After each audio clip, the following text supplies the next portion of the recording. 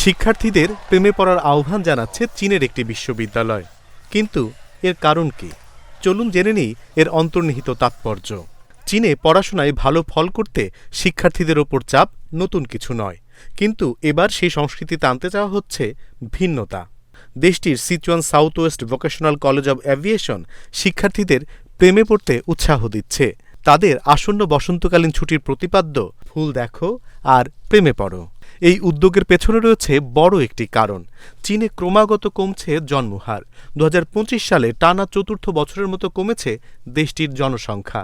এই পরিস্থিতি মোকাবিলায় জাতীয় উন্নয়ন ও সংস্কার কমিশন নিয়েছে নানা উদ্যোগ, যার মধ্যে রয়েছে শিশুবান্ধব শহর গড়ে তোলার পরিকল্পনা।